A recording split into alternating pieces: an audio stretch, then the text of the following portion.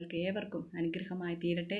കർത്താവ് നിങ്ങളെ ഓരോരുത്തരെയും സഹായിക്കട്ടെ എന്നുള്ള പ്രാർത്ഥനയോടുകൂടെ ഇന്നത്തെ നമ്മുടെ വേദപഠന ക്ലാസ്സുകൾ നമുക്ക് ആരംഭിക്കാം.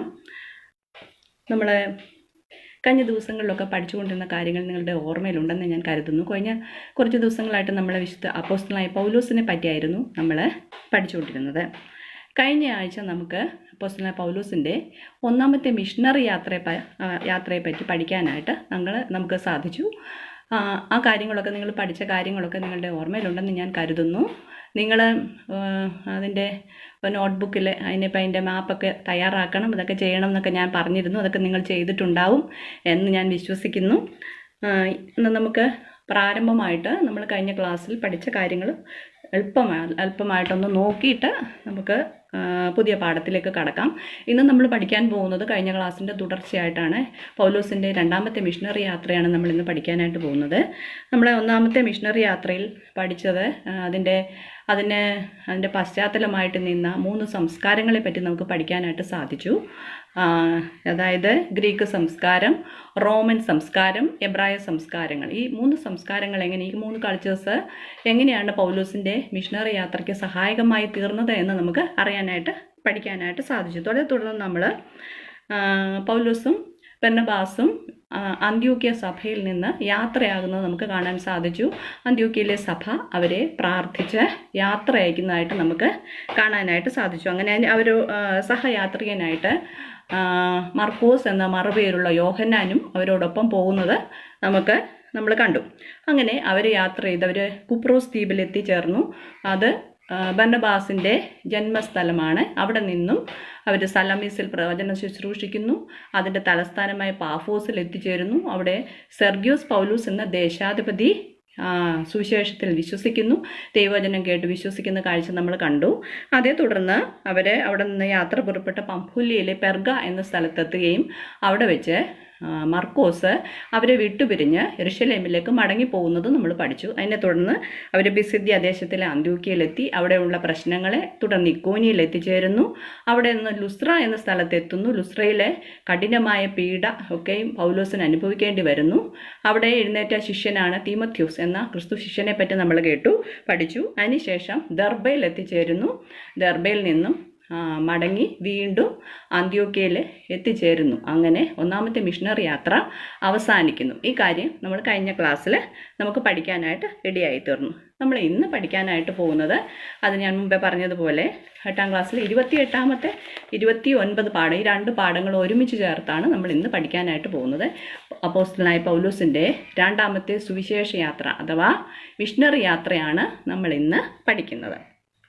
നമ്മൾ അപ്പോസ്തല പ്രവൃത്തികളുടെ പുസ്തകം 15 മുതൽ 18 വരെയുള്ള അധ്യായങ്ങളിൽ നിന്നാണ് ഈ യാത്രാ വിവരണങ്ങൾ നമുക്ക് മനസ്സിലാക്കാനായിട്ട് സാധിക്കുന്നത്. ആ യാത്രാ വിവരണങ്ങൾ അവിടെയാണ് രേഖപ്പെടുത്തിയിരിക്കുന്നത്. ഒന്നാമത്തെ ചാപ്റ്ററിൽ നമ്മുടെ 28ാമത്തെ പാഠത്തിൽ 15, 16 അധ്യായങ്ങളും 29ാമത്തെ പാഠത്തിൽ 17, 18 അധ്യായങ്ങളുമാണ് വായിക്കാനായിട്ട് പറഞ്ഞിരിക്കുന്നത്.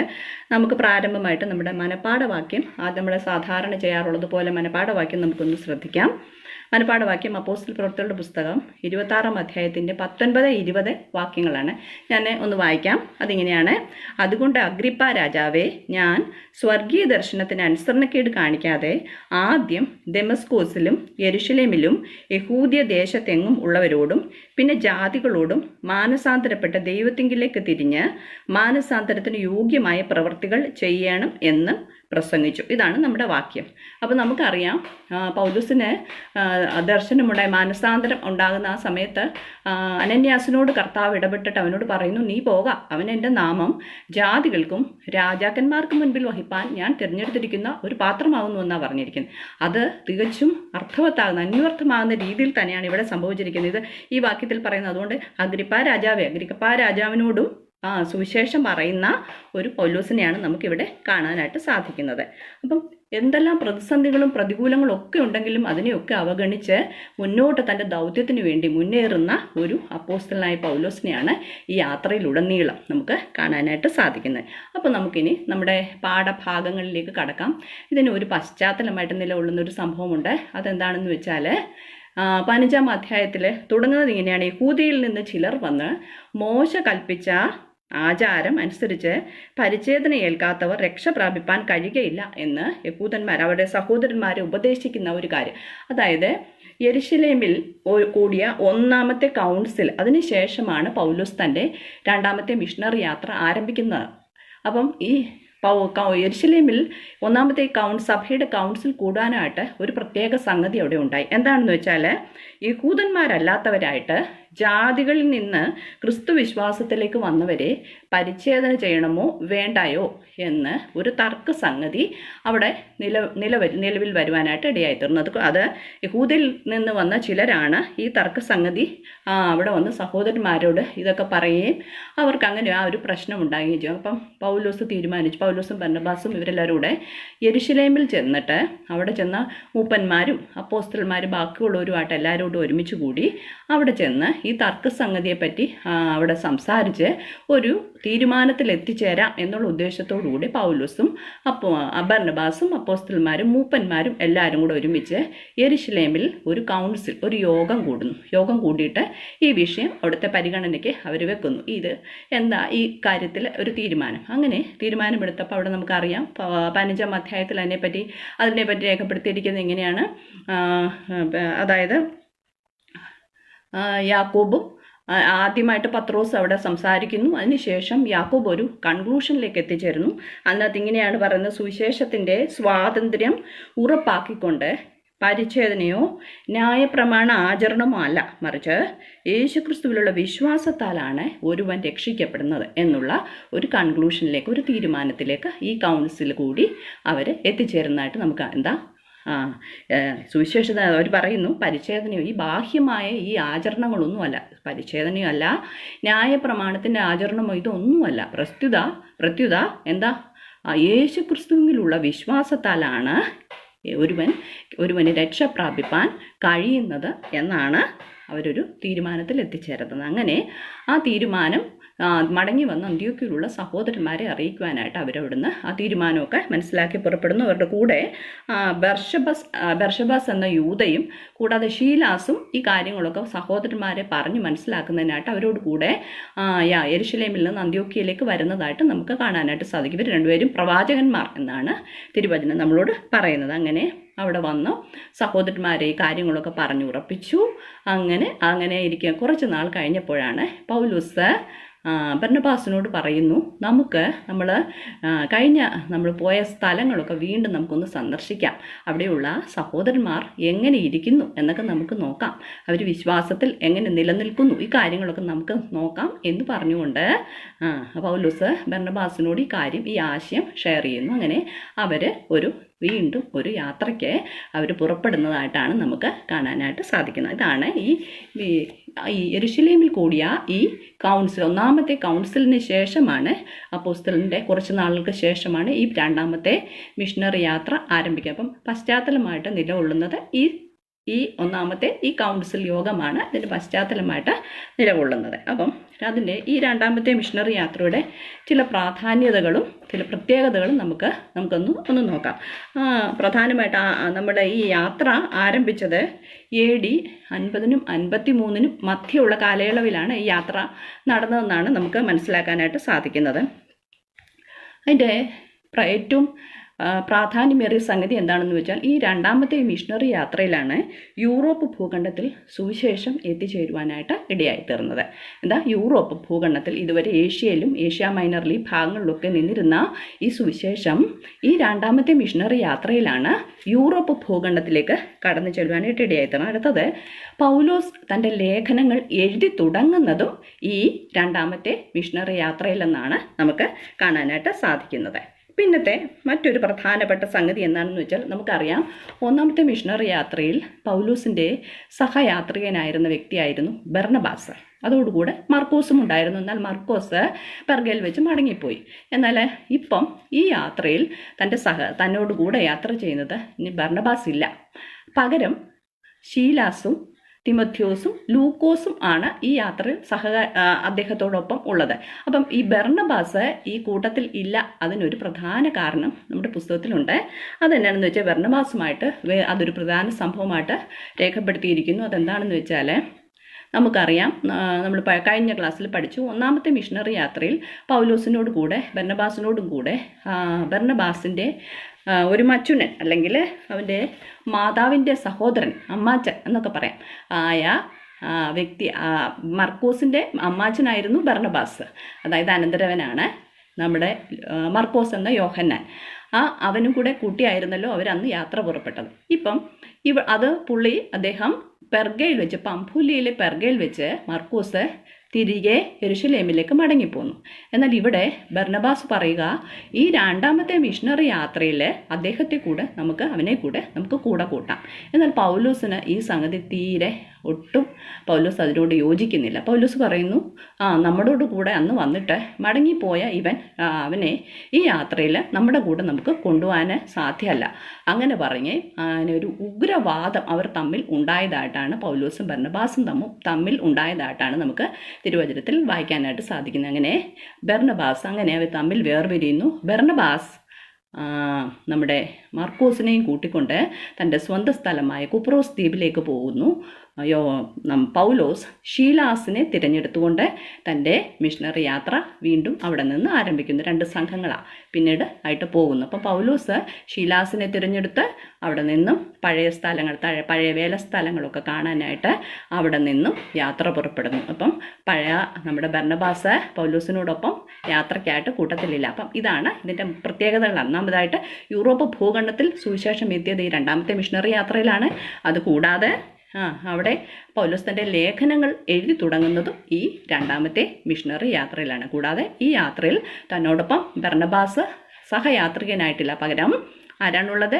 ഷീലാസാണ് അദ്ദേഹത്തോടൊപ്പം ഉള്ളത്. അങ്ങനെ അവർ യാത്ര ചെയ്ത് പുറപ്പെട്ട് സുറിയ, കിലിക്കിയ പ്രദേശങ്ങളിൽ കൂടെ സഞ്ചരിച്ച് സഭകളെ ഉറപ്പിച്ചു പോകുന്നതായിട്ട് നമുക്ക് കാണാനായിട്ട് സാധിക്കുന്നു. അങ്ങനെ അവർ പഴയ സ്ഥലങ്ങളൊക്കെ സന്ദർശിച്ചപ്പോൾ അവർ അടുത്തൊരു സ്ഥലത്ത് എത്തിച്ചേർന്നു. ആ സ്ഥലമാണ് ലുസ്ര. നിങ്ങൾക്കറിയാം, ലുസ്രയിലാണ് കഴിഞ്ഞ പ്രാവശ്യം പൗലോസിന് പോയപ്പോൾ വളരെയധികം ക്ലേശങ്ങളും പീഡകളൊക്കെ സഹിക്കേണ്ടി വന്ന് പൗലോസ് മരിച്ചുപോയി എന്നൊക്കെ അവർ വിചാരിച്ച് പട്ടണത്തിന് പുറത്തേക്ക് വലിച്ചടിച്ച് കൊണ്ടുപോയി എന്നൊക്കെ നമ്മൾ പഠിച്ചു. അവിടെ അന്ന് എഴുന്നേറ്റ ഒരു ശിഷ്യനുണ്ടായിരുന്നു. അദ്ദേഹത്തിൻ്റെ പേരായിരുന്നു തീമത്യോസ്. ഇവിടെ വീണ്ടും ലുസ്രയിൽ ചെന്നപ്പോൾ ഈ ക്രിസ്തു ശിഷ്യനായ തീമത്യോസിനെ വീണ്ടും കാണുവാനായിട്ട് പൗലോസിന് ഇടയായിത്തീർന്നു. തീമത്യോസിനെ പറ്റി പറഞ്ഞിരിക്കുന്നത് എന്താണെന്നറിയാമോ? അവിടെ വിശ്വാസമുള്ള ഒരു യഹൂദ സ്ത്രീയുടെ മകനായി തീമത്യോസ് എന്ന ഒരു ശിഷ്യൻ ഉണ്ടായിരുന്നു എന്നാണ് പറയുന്നത്. പിന്നെ കൂടാതെ അവനെപ്പറ്റി പറഞ്ഞിരിക്കുന്നത് ലുസ്രയിലും ഇക്കോനിയിലുമുള്ള സഹോദരന്മാരാൽ നല്ല സാക്ഷ്യം പൂണ്ടവനായിരുന്നു ഈ തീമത്യോസ് എന്നാണ് പറഞ്ഞിരിക്കുന്നത്. കൂടാതെ അവൻ്റെ അപ്പൻ ഒരു യവനനായിരുന്നു. അപ്പം ഇങ്ങനെ അങ്ങനെ ഒരു തീമത്യോസിനെ, ഈ സുവിശേഷകനെ കണ്ടപ്പോൾ പൗലോസ് അവനെയും കൂടെ തൻ്റെ യാത്രയിൽ തന്നോടൊപ്പം കൂട്ടുവാനായിട്ട് ആഗ്രഹിക്കുന്നതായിട്ട് നമുക്ക് മനസ്സിലാക്കാനായിട്ട് സാധിക്കുന്നു. എൻ്റെ മാതാവിനെ പറ്റി പറയുന്ന അവൻ്റെ അമ്മയെപ്പറ്റിയും അവൻ്റെ വലിയമ്മയെ പറ്റിയും തീമത്യോസിൻ്റെ ലേഖനം 1:5 പരാമർശമുണ്ട്. നിർവ്യാജ വിശ്വാസം ആദ്യം നിൻ്റെ വലിയമ്മ ലോവീസിലും അമ്മ യൂനിക്കയിലും കണ്ടു, അത് നിന്നിലും ഉണ്ടെന്ന് ഞാൻ വിശ്വസിക്കുന്നു എന്നാണ് ഇവിടെ പറഞ്ഞിരിക്കുന്നത്. അപ്പം വിശ്വാസമുള്ള യഹൂദ സ്ത്രീയുടെ മകനായിട്ട് നല്ല സാക്ഷ്യം പ്രാപിച്ചവനായിട്ട് ഉള്ള ഈ തീമത്യോസിനെ വീണ്ടും കണ്ടപ്പോൾ പൗലോസ് അവനെ തന്നോടൊപ്പം യാത്രയിൽ കൂട്ടുവാനായിട്ട് ചിന്തിച്ചത് വളരെ വളരെ സ്വാഭാവികമായിട്ടുള്ള ഒരു കാര്യമാണ്.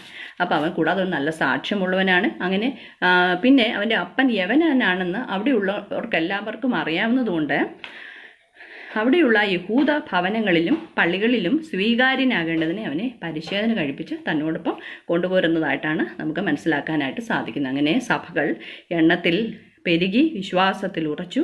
അവർ ദിനം പ്രതി ആളുകളുടെ എണ്ണം, വിശ്വാസികളുടെ എണ്ണം ഒക്കെ കൂടിക്കൊണ്ടിരുന്നു.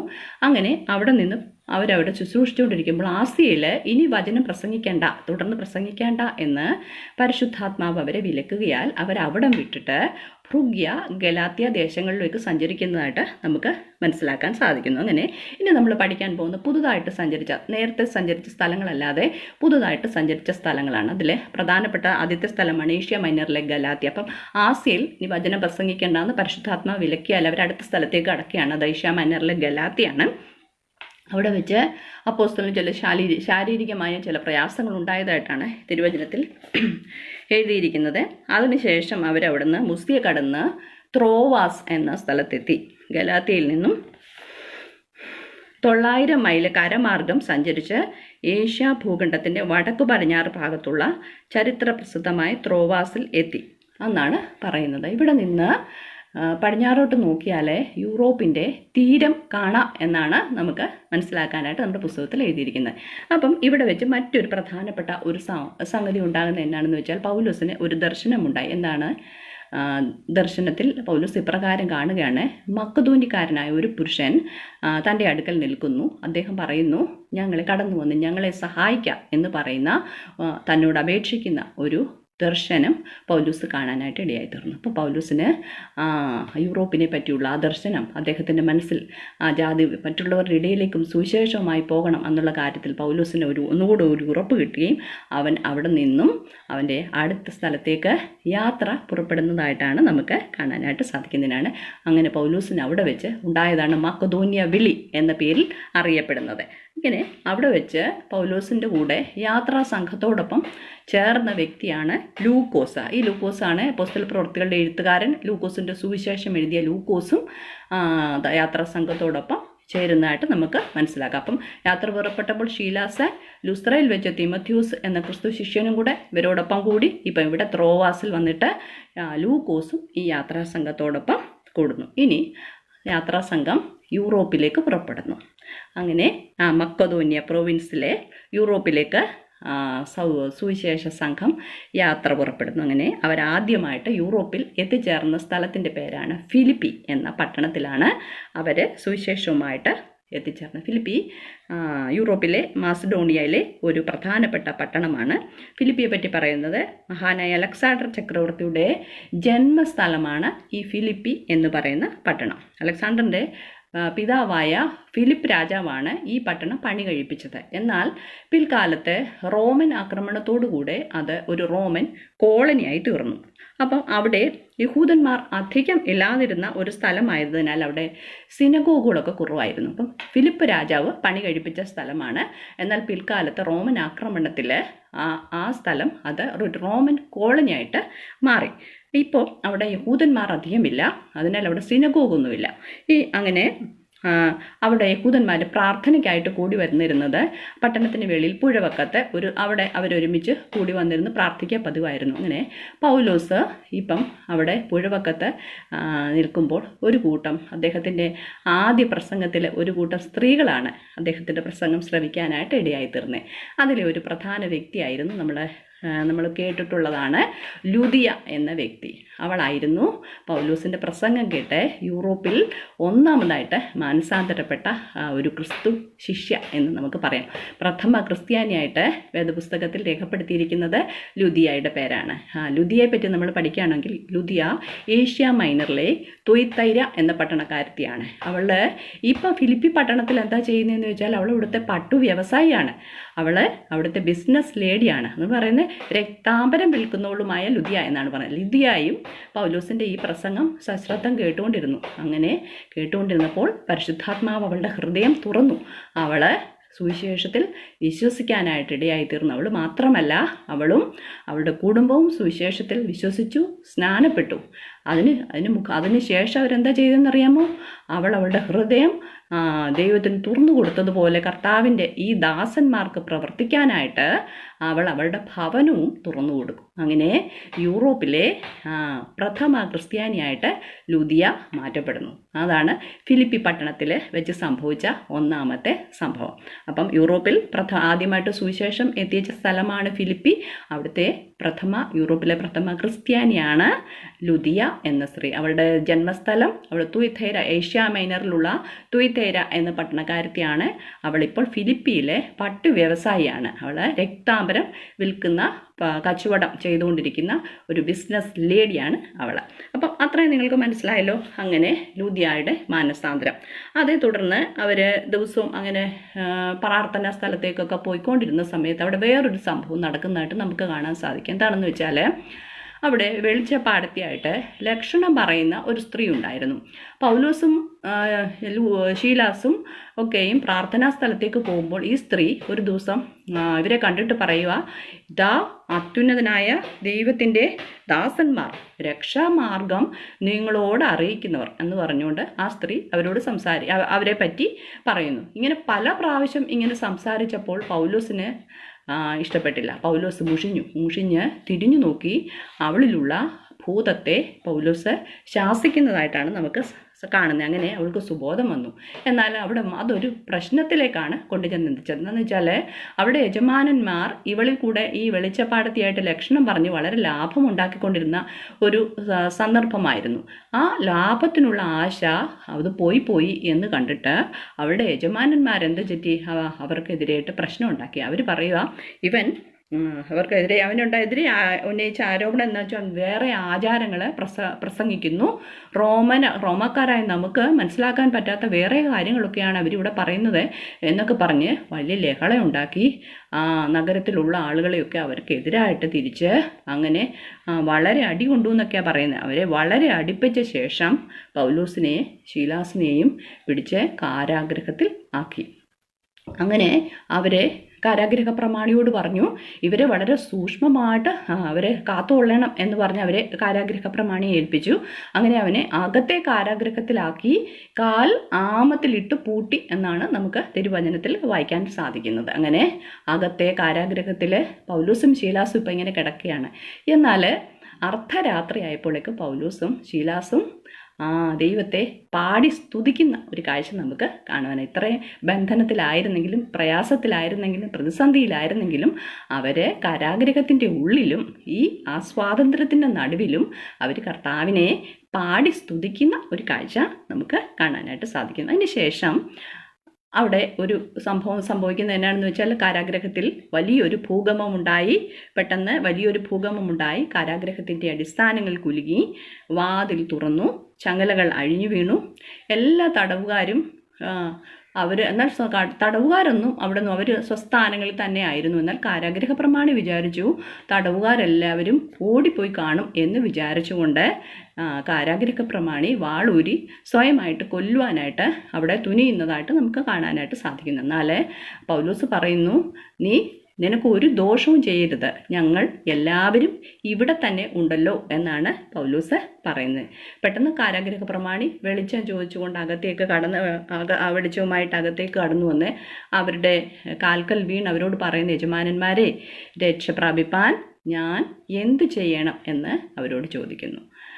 അപ്പം പൗലോസ് പറയുന്നു, കർത്താവായ യേശുവിൽ വിശ്വസിക്കുക, എന്നാൽ നീയും നിന്റെ കുടുംബവും രക്ഷ പ്രാപിക്കും എന്നാണ് പൗലോസ് കാരാഗൃഹ പ്രമാണിയോട് പറയുന്നത്. അങ്ങനെ കാരാഗൃഹ പ്രമാണിയും അവൻ്റെ കുടുംബാംഗങ്ങളും രക്ഷ പ്രാപിക്കുകയും അന്ന് രാത്രിയിൽ തന്നെ സ്നാനപ്പെടുകയും അവന് വേണ്ടുന്ന സഹായങ്ങളൊക്കെ ചെയ്തു കൊടുക്കുകയും ചെയ്തു എന്നാണ് നമുക്ക് മനസ്സിലാകും. അങ്ങനെ പ്രഥമ ക്രിസ്ത്യാനിയായിട്ട് ലുദിയ, അതിനുശേഷം കാരാഗൃഹ പ്രമാണിയും അവൻ്റെ കുടുംബവും ഫിലിപ്പിയിൽ രക്ഷിക്കപ്പെടുവാനായിട്ട് ഇടയായി തീർന്നു. ഈ കാരാഗൃഹ പ്രമാണിയുടെ ഈ മാനസാന്തരത്തിന് ശേഷം സഭ അവിടെ വീണ്ടും വളരുന്നതായിട്ടാണ് നമുക്ക് നമ്മുടെ പുസ്തകത്തിൽ വായിക്കാനായിട്ട് സാധിക്കുന്നത്. അതിന് ശേഷം നേരം പുലർന്നിട്ട് അവരെ അവിടുന്ന് വിട്ടയക്കാനൊക്കെ ഭാവിക്കുമ്പോൾ പൗലോസ് റോമാ പൗരനാണെന്ന് മനസ്സിലായി കഴിഞ്ഞപ്പോൾ അവർ നല്ല വാക്കൊക്കെ ചൊല്ലി അവരെ അവിടെ നിന്ന് യാത്ര അയക്കുന്നതായിട്ടാണ് നമുക്ക് കാണാൻ സാധിക്കുന്നത്. അങ്ങനെ ഫിലിപ്പി പട്ടണത്തിലെ സുവിശേഷവുമായിട്ട് പൗലോസും സംഘവും എത്തിച്ചേർന്നു. ലുദിയ രക്ഷിക്കപ്പെട്ടു. കാരാഗൃഹ പ്രമാണിയും കുടുംബവും രക്ഷ പ്രാപിപ്പാനായിട്ട് ഇടയായി തീർന്നു. അങ്ങനെ അവിടെ ഒരു രൂപം കൊണ്ട ഈ പീഡകളുടെയും ഈ കഷ്ടതകളുടെയും പ്രയാസങ്ങളുടെയും നടുവിൽ അവിടെ രൂപം കൊണ്ട സഭയാണ് ഫിലിപ്പിയിലെ സഭ. അങ്ങനെ അതോടുകൂടെ പിന്നെ ലൂക്കോസ് ഇവിടെ താമസിച്ച് സുവിശേഷ പ്രവർത്തനം പിന്നെയും തുടരുന്നതായിട്ടാണ് നമുക്ക് മനസ്സിലാക്കാൻ സാധിക്കുന്നത്. പൗലോസും ശീലാസും അവിടെ നിന്നും അടുത്ത സ്ഥലത്തേക്ക് വാങ്ങിപ്പോകുന്നു. ഇവിടെ വെച്ച് ഈ എഴുതിയ റോമൻ കാരാഗൃഹത്തിൽ വെച്ച് പൗലോസ് ഫിലിപ്പിയിലെ ഈ സഭയ്ക്ക് എഴുതിയ ലേഖനമാണ് ഫിലിപ്പിയർ ലേഖനം എന്നുള്ളത്, എപ്പിസ്റ്റൽ ഓഫ് ഫിലിപ്പീൻസ്. ഈ ലേഖനം ഈ റോമൻ കാരാഗൃഹത്തിൽ വെച്ച് ഈ ഫിലിപ്പിയിലെ ഈ സഭയ്ക്കാണ് പൗലോസ് എഴുതിയിരിക്കുന്നത്. സന്തോഷം എന്ന പദം ഇവിടെ ഉപയോഗിച്ചിരിക്കുന്നത് നമുക്ക് വളരെ ശ്രദ്ധേയമായ ഈ സന്തോഷം എന്ന ഈ പീഡകളുടെയും ഈ അപമാനത്തിൻ്റെയും നടുവിൽ എഴുന്നേറ്റ ഈ സഭയ്ക്ക് അവരെ ഉറപ്പിക്കുവാനായിട്ട് എഴുതിയിരിക്കുന്ന ലേഖനം വളരെ ശ്രദ്ധേയമായ ഒന്നാണ്. ഇനി ഇതായിരുന്നു നമ്മുടെ പൗലോസിൻ്റെ മിഷണറി യാത്രയുടെ 28ാമത്തെ ചാപ്റ്റർ ഇവിടെ തീരുകയാണ്. നമ്മളിനി അടുത്ത ചാപ്റ്ററിലേക്ക് കടക്കുന്നു. 29ാമത്തെ ചാപ്റ്റർ അതിൻ്റെ കണ്ടിന്യൂവേഷൻ തന്നെയാണ്. അതിൻ്റെ മനപാഠവാക്യം റോമാലേഖനത്തിൽ നിന്നാണ്. 15-ന്റെ 18, 19 വാക്യങ്ങളാണ്. ഞാൻ ആ വാക്യം മാത്രം ഒന്ന് വായിക്കാം. ക്രിസ്തു ഞാൻ മുഖാന്തരം ജാതികളുടെ അനുസരണത്തിനായിട്ട് വചനത്താലും പ്രവൃത്തിയാലും അടയാളങ്ങളുടെയും അത്ഭുതങ്ങളുടെയും ശക്തി കൊണ്ടും പരിശുദ്ധാത്മാവിൻ്റെ ശക്തി കൊണ്ടും പ്രവർത്തിച്ചതല്ലാതെ മറ്റൊന്നും മിണ്ടുവാൻ ഞാൻ തുനിയുകയില്ല. അങ്ങനെ ഞാൻ യെരുശലേം മുതൽ ഇല്ലൂര്യ ദേശത്തോളം ചുറ്റി സഞ്ചരിച്ച് ക്രിസ്തുവിൻ്റെ സുവിശേഷ ഘോഷണം പൂരിപ്പിച്ചിരിക്കുന്നു. ഇതാണ് നമ്മുടെ വാക്യം. നിങ്ങൾ മനപ്പാഠവാക്യം പഠിക്കുന്നുണ്ടെന്ന് ഞാൻ കരുതുന്നു. നിങ്ങൾ നോട്ട്ബുക്കിൽ അത് എഴുതുക. ഇനി നമുക്ക് നമ്മുടെ പാഠം കണ്ടിന്യൂ ചെയ്യാം.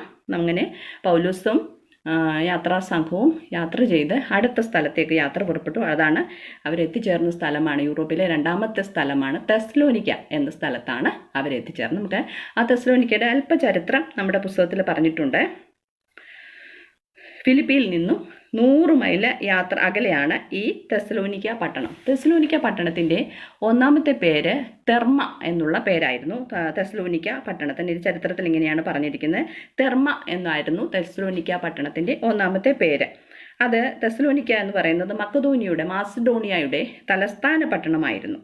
അലക്സാണ്ടറിൻ്റെ സേനാപതിയായിരുന്ന കസാണ്ടർ എന്ന വ്യക്തി വിവാഹം കഴിച്ചിരുന്നത് അലക്സാണ്ടറിൻ്റെ സഹോദരിയായ തെസ്സലോനിക്കയായിരുന്നു. അവളുടെ പേരിൻ പ്രകാരമാണ് പിന്നീട് ഈ തെർമെ എന്ന പട്ടണം തെസ്സലോനിക്ക എന്ന പട്ടണമായി പുനർനാമകരണം ചെയ്തതെന്നാണ് ചരിത്രം പറയുന്നത്. അപ്പം നമുക്ക് മനസ്സിലായല്ലോ, അലക്സാണ്ടറിൻ്റെ സഹോദരിയായിരുന്ന തെസ്സലോനിക്കയെ വിവാഹം കഴിച്ചിരുന്ന അദ്ദേഹത്തിൻ്റെ സൈന്യാധിപനായിരുന്ന സേനാപതിയായിരുന്ന കസാണ്ടർ എന്ന വ്യക്തിയായിരുന്നു.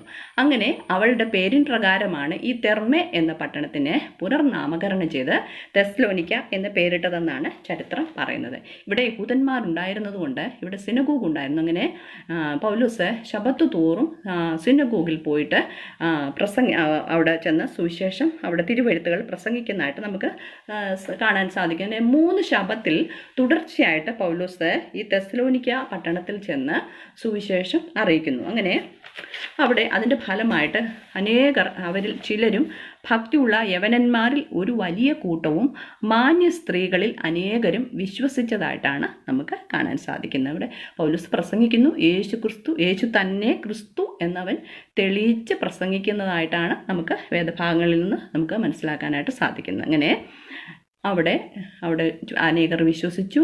സ്ത്രീകളും യവനന്മാരും അങ്ങനെ പലരും അവിടെ വിശ്വസിക്കുകയും അവിടെ ഒരു സഭ ഉടലെടുക്കും. ചുരുങ്ങിയ കാലത്തെ പ്രവർത്തനത്തിൻ്റെ ഫലമായിട്ട് അവിടെ രൂപം കൊണ്ട സഭയാണ് തെസ്സലോനിക്ക സഭ. എന്നാൽ യഹൂദന്മാർ വീണ്ടും അവിടെ പ്രശ്നങ്ങൾ ഉണ്ടാക്കുകയാണ്. അവർ പറയുന്നു, കൈസറിന് എതിരെ ഇവൻ പ്രവർത്തിക്കുന്നു എന്നുള്ള അവനെതിരായിട്ട് ഒരു ആരോപണം ഉന്നയിക്കുകയും അങ്ങനെ അവിടെ പ്രശ്നങ്ങൾ ഉണ്ടാകുന്ന നിമിത്തം അവന് യാസോൻ എന്ന വ്യക്തിയുടെ വീട്ടിലായിരുന്നു താമസിച്ചിരുന്നത്. അവൻ്റെ വീട് വളയുകയും യാസോൻ അവനെ അങ്ങനെ പല ആരോപണങ്ങൾ ഉന്നയിക്കുകയും അങ്ങനെ തുടർന്ന് അവിടെ പ്രവർത്തിപ്പാൻ കഴിയാതെ അടുത്ത സ്ഥലത്തേക്ക് വാങ്ങിപ്പോകുന്ന പൗലോസിനെയും ശീലാസിനെയും നമുക്ക് കാണാനായിട്ട് സാധിക്കും. അങ്ങനെ അവർ അടുത്ത സ്ഥലത്തേക്ക് എത്തിച്ചേരുകയാണ്. അതാണ് ബെരോവ എന്ന സ്ഥലമാണ്. അടുത്ത തെസ്സലോനിക്കയിൽ നിന്ന് ബെരോവയിലേക്കാണ്. അത് 50 മൈൽ പടിഞ്ഞാറ് സ്ഥിതി ചെയ്യുന്ന പട്ടണമാണ്. തെസ്സലോനിക്കയിൽ നിന്നും 50 മൈൽസ് പടിഞ്ഞാറ് സ്ഥിതി ചെയ്യുന്ന പട്ടണമാണ് ബെരോവയെ പറ്റി പറഞ്ഞിരിക്കുന്നത് തെസ്സലോനിക്കയിലുള്ളവരെക്കാൾ അവർ ഉത്തമന്മാരായിരുന്നു എന്നാണ് പറയുന്നത്. അവരെ പറ്റി പറയുന്നത് അവർ പൂർണ്ണ ജാഗ്രതയോടെ ദൈവത്തിൻ്റെ വചനം കൈക്കൊള്ളുക മാത്രമല്ല ചെയ്തവർ, അത് ദിനംപ്രതി അങ്ങനെ തന്നെയോ എന്ന് ദിനംപ്രതി തിരുവെഴുത്തുകളെ അവർ പരിശോധിക്കുന്നവരായിരുന്നു എന്നാണ് ബെരോവക്കാരെ പറ്റി വേദപുസ്തകം രേഖപ്പെടുത്തിയിരിക്കുന്നത്. അങ്ങനെ അവിടെയും അനേകർ കർത്താവിൽ വിശ്വസിക്കാനായിട്ടിടയായി. എന്നാൽ ഇവിടെയും ഈ തെസ്സലോനിക്കയിൽ ഉണ്ടായതുപോലെ തന്നെ യഹൂദന്മാരുടെ ഉപദ്രവം ഈ പ്രദേശങ്ങളിലും ഉണ്ടാകാനായിട്ട് ഇടയായി തീർന്നു. അങ്ങനെ തന്നിമിത്തം ഇവിടുത്തെ പ്രവർത്തനങ്ങളും തടസ്സപ്പെട്ടു. അങ്ങനെ പൗലോസ് മക്കദോന്യ വിടുന്നതായിട്ടാണ് നമുക്ക് കാണാൻ സാധിക്കുന്നത്. എന്നാൽ ശീലാസും തിമത്യോസും ഇവിടെ പാർക്കുന്നു. അതിനു മുമ്പ് നമ്മൾ ഫിലിപ്പിയിൽ ലൂക്കോസ് അവിടെ താമസിച്ച് കൊണ്ടിരിക്കുന്നു. ഇവിടെ ഇപ്പം ശീലാസും തിമത്യോസും ഇവിടെ പാർക്കുന്നു. അങ്ങനെ പൗലോസ് തനിയെ അടുത്ത സ്ഥലത്തേക്ക് വാങ്ങിപ്പോകുന്നതായിട്ടാണ് നമുക്ക് കാണാനായിട്ട് സാധിക്കുന്നത്. തിരുവചനത്തിൽ ഇങ്ങനെയാണ് പറഞ്ഞേക്കുന്നത്, പൗലോസിനോട് കൂടെ വഴിത്തുണ പോയവർ അഥേനയോളം ചെന്ന് അഥേനയിൽ എത്തി. അവിടെ പൗലോസിനെ ശീലാസും തിമത്യോസും ഇപ്പം വരും അവരെ കാത്തിരിക്കുന്ന ഒരു കാഴ്ചയാണ് നമുക്ക് കാണാൻ സാധിക്കുന്നത് അവിടെ. അങ്ങനെ അഥേന എന്ന പട്ടണത്തിലേക്ക്, അഥേനയുടെ പേര് ഏതൻസ് ആണ്.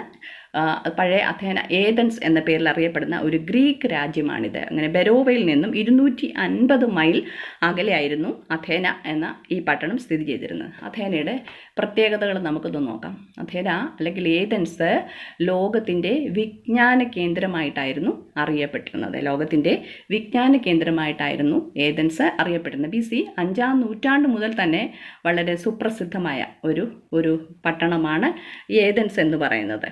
കൂടാതെ നമുക്കറിയാം, നമ്മൾ സ്കൂളിലൊക്കെ പഠിച്ചിട്ടുണ്ട്, സോക്രട്ടീസ്, അരിസ്റ്റോട്ടിൽ, പ്ലേറ്റോ മുതലായ തത്വചിന്തകന്മാർ ഈ ഏതൻസ് പട്ടണത്തിലായിരുന്നു അവരുടെ വിഹാര കേന്ദ്രമായിട്ടിരുന്നവർ, അവിടെയായിരുന്നു ജീവിച്ചിരുന്നത്.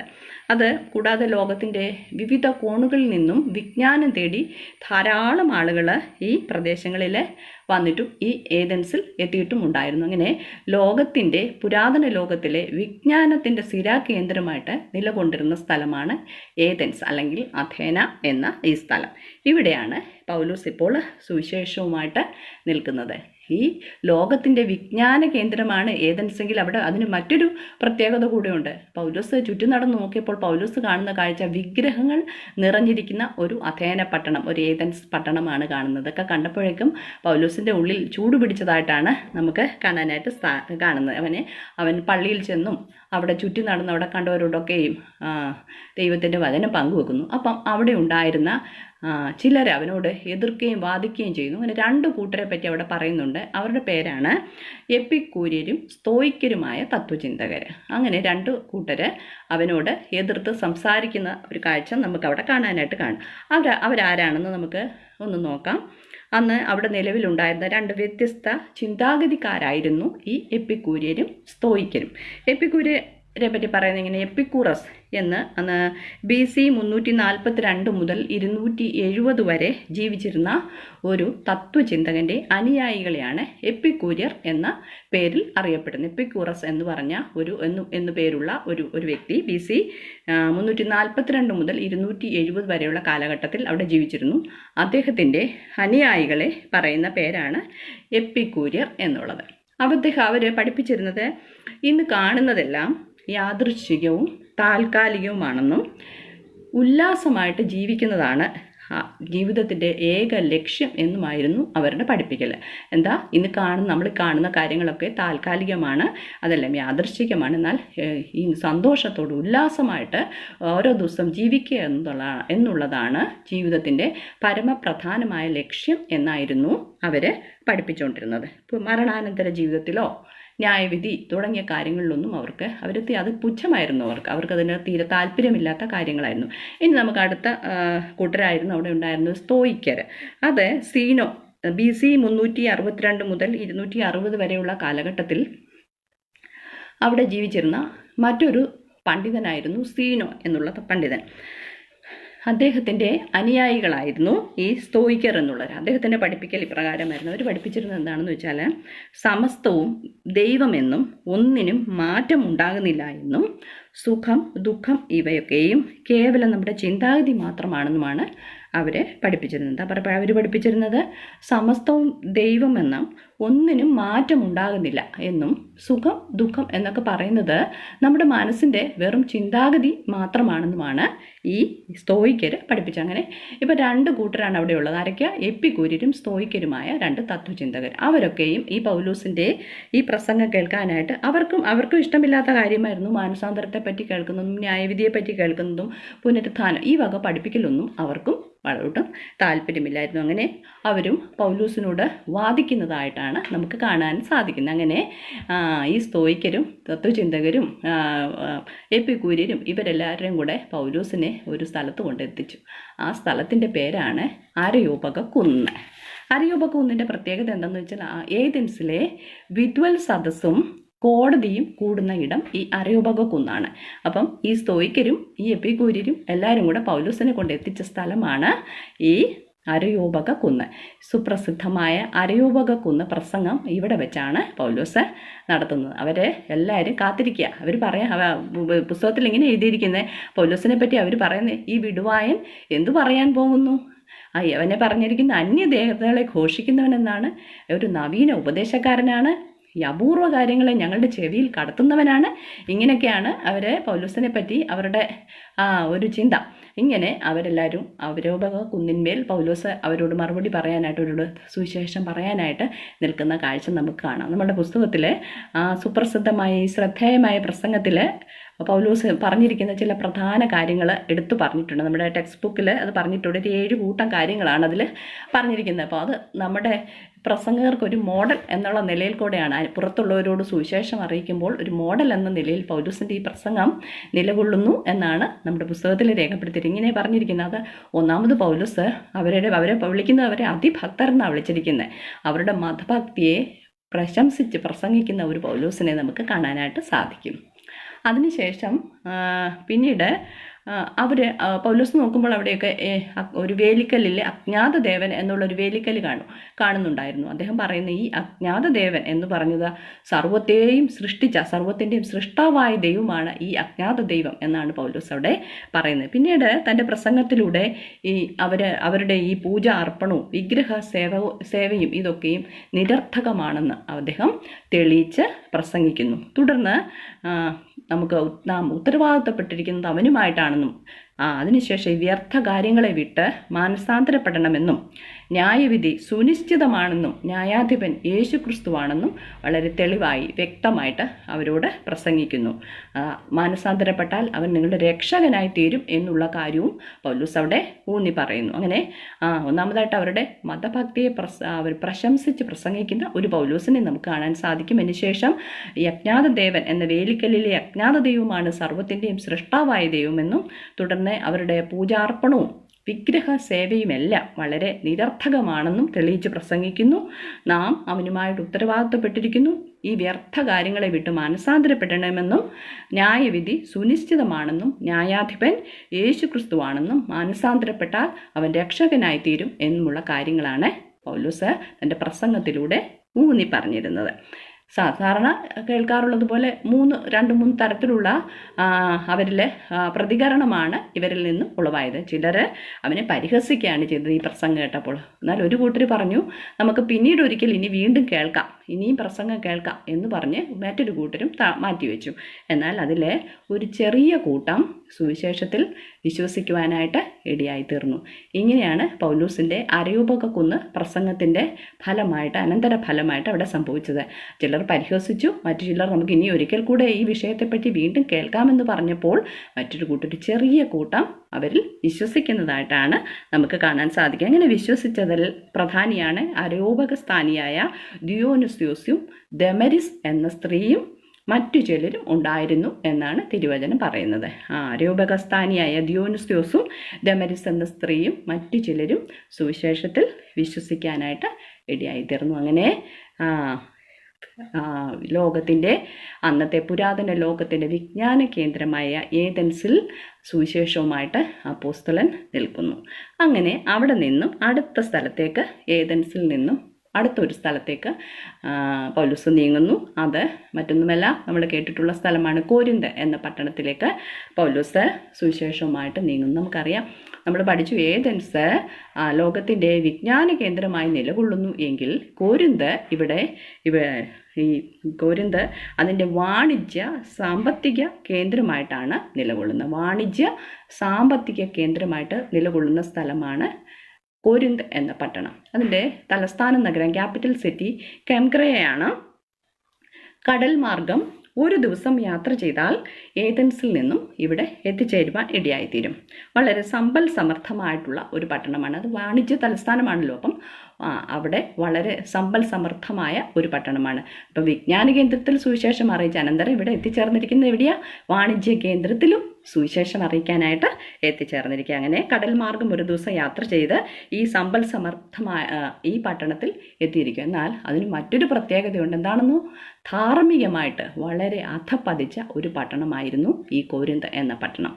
Live like A Corinthian. ഒരു കൊരിന്ത്യൻ എന്ന് പറഞ്ഞാൽ പുറലോകത്തിലുള്ളവർ ചിന്തിക്കുന്നത് ഏറ്റവും വഷളനായിട്ട് സാൻമാർഗിയായി ജീവിക്കുന്ന ഒരുവനെ പറ്റിയായിരുന്നു ഒരു കൊരിന്ത്യൻ എന്ന് അവർ സംബോധന ചെയ്യുന്നത്. ലിവ് ലൈക്ക് എ കൊരിന്ത്യൻ എന്ന് പറഞ്ഞ്.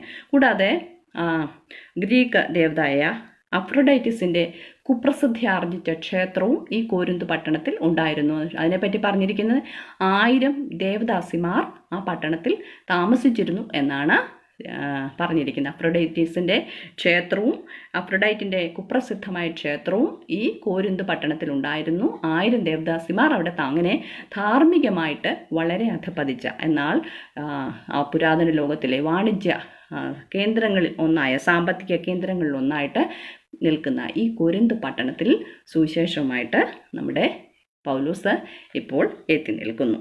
അവിടെ അദ്ദേഹത്തിനോടൊപ്പം 2 വ്യക്തികളെ കൂടെ നമുക്ക് കാണാൻ സാധിക്കും. അവിടെ പൗലോസ് പരിചയപ്പെട്ട കുടുംബമാണ് അക്വിലാവിൻ്റെയും പ്രിസ്കില്ലയുടെയും കുടുംബം. അവരവിടെ എത്തിച്ചേർന്നത് എങ്ങനെയാണെന്ന് വെച്ചാൽ അവർ യഹൂദന്മാർ എല്ലാവരും റോമ നഗരം വിട്ടുപോകണമെന്ന് പറഞ്ഞ് ക്ലോഡിയസ് എന്ന റോമൻ ചക്രവർത്തി ഒരു ഉത്തരവ് പുറപ്പെടുവിച്ചപ്പോൾ അവിടെ നിന്നും റോമാ നഗരത്തിൽ നിന്നും അവർക്ക് അവിടെ നിന്ന് പുറപ്പെട്ട് അവരവിടെ ഈ കോരിന്ത് പട്ടണത്തിൽ ഇപ്പം വന്ന് താമസിക്കുകയാണ്. അങ്ങനെ എത്തിയ കുടുംബമാണ് പൊന്തോസ്കാരൻ അക്വിലാസും അദ്ദേഹത്തിൻ്റെ ഭാര്യ പ്രിസ്കില്ലയും. അവരുടെ തൊഴിൽ എന്നാണെന്ന് വെച്ചാൽ കൂടാരപ്പണിയായിരുന്നു അവരുടെ തൊഴിൽ. പൗലോസിൻ്റെ തൊഴിലും കൂടാരപ്പണിയാണല്ലോ. അങ്ങനെ ഈ കുടുംബം പൗലോസിനെ സ്വീകരിക്കുന്നു. അങ്ങനെ അവർ ഒരുമിച്ച് ശുശ്രൂഷയിൽ സഹകരിക്കുന്നതായിട്ടാണ് നമുക്ക് കാണാൻ സാധിക്കുന്നത്. അങ്ങനെ പൗലോസിനെ കോരിന്ത് പട്ടണത്തിൽ അവരോടൊപ്പം ശുശ്രൂഷിക്കുവാനായിട്ട് കിട്ടിയ ഒരു സഹപ്രവർത്തകരാണ് അക്വിലാവും പ്രിസ്കില്ലയും. ഇനി നമുക്ക് കോരിന്തിലെ പ്രവർത്തനം ഒന്ന് നോക്കാം. അവിടെയും യഹൂദ പള്ളിയിൽ പൗലോസ് പ്രസംഗിക്കുന്നു. അങ്ങനെ ഇതിനകം തന്നെ ശീലാസും തീമോഥെയോസും മക്കദോനിയയിൽ നിന്നും ഇവിടെ എത്തിച്ചേർന്നു, അവിടെ വന്നു ചേർന്നു. അതോടുകൂടെ വളരെ ശുഷ്കാന്തിയോടുകൂടെ പൗലോസ് വീണ്ടും പ്രവർത്തിക്കാൻ തുടങ്ങുന്നു. അപ്പം യേശു കർത്താവ് തന്നെ, പൗലോസിൻ്റെ പ്രസംഗത്തിൻ്റെ മെയിൻ വിഷയം ഇത് തന്നെയാണ്. യേശു കർത്താവാണ് ക്രിസ്തു എന്നവൻ തെളിയിച്ച് പ്രസംഗിക്കുകയാണ് അദ്ദേഹം ചെയ്യുന്നത്. യേശു തന്നെ ക്രിസ്തു എന്ന് യഹൂദന്മാരോട് അവൻ പ്രസംഗിച്ചു. എന്നാൽ പലരും അവനെ എതിർ പറയുകയും അവനെ ദൂഷിക്കുകയും ചെയ്തു. അതിനാൽ അവൻ അവിടുന്ന് ജാതികളിലേക്ക് ഞാൻ തിരിയുകയാണ് എന്ന് പറഞ്ഞു. എന്നാൽ അവിടം വിട്ട് തീത്തോസ് യൂസ്തോസ് എന്ന ഒരു ദൈവഭക്തനായ മനുഷ്യൻ്റെ വീട്ടിൽ ചെല്ലുന്നതായിട്ടാണ് നമുക്ക് കാണാൻ സാധിക്കുന്നത്. അതിന് ശേഷം അവിടെ കോരിന്തിൽ രക്ഷിക്കപ്പെട്ട ഒരു വ്യക്തിയെപ്പറ്റി പറയുന്നുണ്ട്. ക്രിസ്പോസ് എന്നൊരു പള്ളി പ്രമാണിയും കുടുംബവും കോരിന്തിലെ പ്രവർത്തന ഫലമായിട്ട് യേശു കർത്താവിൽ വിശ്വസിക്കാനായിട്ട് ഇടയായിത്തീർന്നു. ജാതികളിൽ അനേകർ വിശ്വസിച്ച് സ്നാനമേറ്റ് കർത്താവിനോട് ചേർന്നു. പൗലോസിനെ രാത്രി ദർശനത്തിൽ കർത്താവ് ഉറപ്പിക്കുന്നുണ്ട്, നീ ധൈര്യമായിട്ട് പ്രസംഗിക്കുക, ഈ പട്ടണത്തിൽ എനിക്ക് വളരെ ജനമുണ്ടെന്നാണ് പൗലോസിനോട് കർത്താവ് രാത്രി ദർശനത്തിൽ അവനെ ധൈര്യപ്പെടുത്തുന്നത്. അങ്ങനെ കോരിന്തിലും ഒരു സഭ ആരംഭിക്കാനായിട്ട് ഇടയായിത്തീർന്നു. പട്ടണത്തിലെ ക്രിസ്പോസും എന്ന പള്ളി പ്രമാണിയും കുടുംബവും കർത്താവിൽ വിശ്വസിക്കാനായിട്ട് ഇടയായിത്തീർന്നു. അങ്ങനെ പൗലോസ് ഏകദേശം 1 വർഷവും 6 മാസവും 1.5 വർഷക്കാലം ഈ കോരിന്ത് പട്ടണത്തിൽ പ്രവർത്തിക്കാനായിട്ടിടയായിത്തീർന്നു. നമുക്കറിയാം കോരിന്തിലെ സഭയെ പറ്റി പറഞ്ഞില്ല, ആത്മീയ വരങ്ങളോടും പരിശുദ്ധാത്മാവിൻ്റെ വ്യാപാരത്തോടും കൂടിയ അനുഗ്രഹീതമായ ഒരു സഭയായി കോരിന്ത് സഭ പിൽക്കാലത്ത് മാറുന്നതായിട്ട് നമുക്ക് കാണാനായിട്ട് സാധിക്കുന്നു. എന്നാൽ ഇവിടെ പിന്നെയും പ്രശ്നമുണ്ടായിട്ട് അഖായിൽ അന്ന് ഗ്രീസിൻ്റെ ദേശാധിപതി ഗവർണറായിട്ടിരുന്ന വ്യക്തിയായിരുന്നു ഗല്ലിയോൻ എന്ന വ്യക്തി. അദ്ദേഹത്തിൻ്റെ അടുക്കൽ ഈ യഹൂദന്മാരെ ആവലാതിയുമായിട്ട് ചെല്ലുക. അവർ പറയുന്നു ഇവനെ ന്യായാസനത്തിൽ കൊണ്ടുവന്ന് ന്യായം വിധിക്കാനായിട്ട് കൊണ്ടുവരും. അവർ പറയുന്നു ന്യായപ്രമാണത്തിന് വിരോധമായി ദൈവത്തെ ഭജിക്കാൻ ഈ മനുഷ്യൻ ഞങ്ങളെയൊക്കെ സമ്മതിപ്പിക്കുന്നു എന്നാണ് പൗലോസിനെതിരെയുള്ള ഇവരുടെ ആരോപണം. അതിൻ്റെ ഗല്ലിയോൻ്റെ മറുപടി എന്താണെന്നറിയാമോ? വല്ല അന്യായമോ വല്ല പാതകമോ ആയിരുന്നുവെങ്കിൽ ഞാൻ ക്ഷമയോടെ കേൾക്കുമായിരുന്നാൽ വചനങ്ങളെയും നാമത്തെയും നിങ്ങളുടെ ന്യായപ്രമാണത്തെയും സംബന്ധിച്ചുള്ളത് നിങ്ങൾ തന്നെ നോക്കിക്കൊള്ളുവീൻ. ഈ വകയ്ക്ക് ന്യായാധിപതിയാകുവാൻ എനിക്ക് മനസ്സില്ല എന്ന് പറയുന്ന ഒരു ഗല്ലിയോനെ നമുക്ക് കാണാൻ സാധിക്കുന്നു. ഇവിടെയും പൗലോസിന് വേണ്ടി ദൈവം അത്ഭുതങ്ങളെ പ്രവർത്തിക്കുന്നു. അങ്ങനെ പൗലോസ് കോരിന്തിലും തൻ്റെ ശുശ്രൂഷ നിവർത്തിക്കുന്നതായിട്ട് കാണുന്നു. ഈ കോരിന്തിൽ വെച്ചാണ് പൗലോസ് തൻ്റെ ആദ്യത്തെ ലേഖനം തെസ്സലോനിക്ക സഭയ്ക്കുള്ള 1-2 ലേഖനങ്ങൾ ഈ കോരിന്തിൽ വെച്ച് എഴുതിയതായിട്ടാണ് നമുക്ക് മനസ്സിലാക്കാനായിട്ട് സാധിക്കുന്നത്. എങ്ങനെ ഈ പ്രശ്നങ്ങളുടെ ഈ പ്രതിസന്ധികളുടെയൊക്കെ നടുവിൽ പൗലോസ് എഴുതിയ തെസ്സലോനിക്ക സഭയ്ക്ക്, അത് തിമോത്തിയോസിൽ നിന്നും തെസ്സലോനിക്കയിലുള്ളവരെ പറ്റി കേട്ടിട്ട് അവരുടെ അവർക്കുള്ള സഭയ്ക്കുള്ള പ്രബോധനങ്ങളും ഉപദേശങ്ങളും ഉൾക്കൊള്ളുന്ന ഈ ലേഖനത്തിലൂടെ കർത്താവിൻ്റെ വരവ് എന്ന മുഖ്യ വിഷയത്തെയാണ് പൗലോസ് അവരുടെ ലേഖനത്തിൽ കൂടെ എഴുതി അറിയിച്ചിരിക്കുന്നത്. അങ്ങനെ 1.5 വർഷം കൊരിന്തിൽ താമസിച്ച അനന്തരം പൗലോസ് തൻ്റെ മടക്കയാത്ര ആരംഭിക്കുന്നതായിട്ടാണ് നമുക്ക് കാണാം. എഫെസോസ്, കൈസരിയ, യെരുശലേം എന്നിവിടങ്ങളിലൂടെ സിറിയയിലെ അന്ത്യോക്യയിൽ വീണ്ടും എത്തിച്ചേരുന്ന പൗലോസ്. അങ്ങനെ സുദീർഘമായ ഒരു യാത്ര, 3 വർഷം എടുത്ത ഒരു യാത്ര. ഈ യാത്രയിൽ 2800 മൈൽ കടൽ മാർഗവും കരയിലൂടെയും താനും തൻ്റെ സംഘവും സഞ്ചരിച്ചതായിട്ടാണ് നമുക്ക് മനസ്സിലാക്കാൻ സാധിക്കുന്നത്. അങ്ങനെ വളരെ ദീർഘമായ ഒരു യാത്രയ്ക്കൊടുവിൽ വീണ്ടും പൗലോസും സംഘവും മടങ്ങി സിറിയയിലെ അന്ത്യോക്യയിൽ എത്തിച്ചേർന്നു. അങ്ങനെ തൻ്റെ 2ാമത്തെ മിഷണറി യാത്രയും വളരെ അനുഗ്രഹമായിട്ട് അവസാനിക്കുന്നു. അനുഗ്രഹം എന്ന് പറഞ്ഞാൽ പ്രതിസന്ധികളും പ്രതികൂലങ്ങളും ഒക്കെ അവിടെവിടങ്ങളിൽ ഉണ്ടായിരുന്നുവെങ്കിലും സഞ്ചരിച്ച സ്ഥലങ്ങളിലെല്ലാം യൂറോപ്പിൽ സുവിശേഷം എത്തിച്ചേരുവാനിടയായി തീർന്നു. അവിടെ സഭകൾ സ്ഥാപിക്കുവാനിടയായി തീർന്നു. ഫിലിപ്പി പട്ടണത്തിൽ സഭ സ്ഥാപിച്ചു. തെസ്സലോനിക്കയിൽ സഭ സ്ഥാപിക്കുവാനിടയായി തീർന്നു. കോരിന്ത് പട്ടണത്തിലും അനുഗ്രഹിക്കപ്പെട്ട സഭ രൂപം കൊള്ളുവാനായിട്ട് ഇടയായി തീർന്നു. കുഞ്ഞുങ്ങളെ, നമ്മളിതൊക്കെ പഠിക്കുമ്പോൾ നമ്മുടെ മനസ്സിലേക്ക് കടന്നു വരേണ്ടത്, ഞാൻ കഴിഞ്ഞ ക്ലാസ്സിലും പറഞ്ഞതുപോലെ ദൗത്യത്തെ നിർവഹണത്തിന് വേണ്ടിയിട്ടാണ് കർത്താവ് നമ്മെ ഓരോരുത്തരെയും കണ്ടിരിക്കുന്നതും ആക്കി വെച്ചിരിക്കുന്നതും. പൗലോസിനെ പോലെ നമ്മുടെ ജീവിതത്തിലും പ്രതിസന്ധികൾ ഉണ്ടാവാം, പ്രതികൂലങ്ങൾ ഉണ്ടാകാം. എങ്കിലും അവയൊക്കെ അതിജീവിച്ച് നാം അത് പൂർത്തീകരിക്കുന്നുവെങ്കിൽ കർത്താവിന് പ്രയോജനമുള്ളവരായിട്ട് നമുക്കും മാറുവാൻ സാധിക്കും എന്നാണ് ഈ പാഠമൊക്കെയും നമ്മളെ പഠിപ്പിക്കുന്നത്. ഏത് പ്രതിസന്ധി വന്നാലും പ്രതികൂലങ്ങൾ ഉണ്ടായാലും നമ്മൾ അതിൻ്റെ മധ്യത്തിൽ അത് അവഗണിച്ചുകൊണ്ട് ഈ പൗലോസിനെ പോലെ ഇവരുടെയൊക്കെ ജീവിതത്തിൽ കൂടെ നമുക്ക് മനസ്സിലാക്കാൻ സാധിക്കുന്നത് ഈ കാര്യങ്ങളാണ്. അങ്ങനെ പൗലോസിൻ്റെ 2ാമത്തെ മിഷണറി യാത്രയും ഏറ്റവും വിജയകരമായിട്ട് പൂർത്തീകരിക്കാൻ സാധിച്ചു. നിങ്ങൾക്ക് നിങ്ങളുടെ ടെക്സ്റ്റ് ബുക്കിൽ ധാരാളം ക്വസ്റ്റ്യൻസ് തന്നിട്ടുണ്ട്. ഇതൊക്കെ നിങ്ങൾ ആൻസർ ചെയ്യുക. കൂടാതെ ഞാൻ കഴിഞ്ഞ ക്ലാസ്സിൽ പറഞ്ഞതുപോലെ ഇതിൻ്റെ ചാർട്ടും നിങ്ങൾ നോട്ട്ബുക്കിൽ അത് വരച്ച് എഴുതുകയാണെങ്കിലും നിങ്ങൾ പ്രധാനപ്പെട്ട സ്ഥലങ്ങൾ, പൗലോസ് സഞ്ചരിച്ച സ്ഥലങ്ങൾ, അവിടെ നടന്ന പ്രധാനപ്പെട്ട സംഭവങ്ങൾ, ഇതൊക്കെ നിങ്ങൾ ഒരു ചാർട്ടായിട്ട് വരയ്ക്കുകയാണെങ്കിൽ നിങ്ങൾക്ക് നന്നായിട്ടത് കാര്യങ്ങൾ മനസ്സിലാക്കുവാനും മുൻപോട്ട് പിന്നെ നോക്കുമ്പോൾ നിങ്ങൾക്ക് ആ യാത്ര ചെയ്ത സ്ഥലങ്ങളും അവിടുത്തെ പ്രാധാന്യവും ഇതൊക്കെ നിങ്ങൾക്ക് പെട്ടെന്ന് തന്നെ മനസ്സിലാക്കാനും സാധിക്കും. നിങ്ങളുടെ ഓർമ്മയിൽ തന്നെ അതിരിക്കും. ഇത്രത്തോളം സമയം നമുക്ക് ഒരുമിച്ചായിരിക്കാൻ കർത്താവ് സഹായിച്ചു. എന്നെ കേട്ട എല്ലാവർക്കും യേശു കർത്താവിൻ്റെ നാമത്തിലുള്ള സ്നേഹവന്ദനങ്ങളെ ഒരിക്കൽ കൂടെ അറിയിക്കുന്നു. നന്ദി.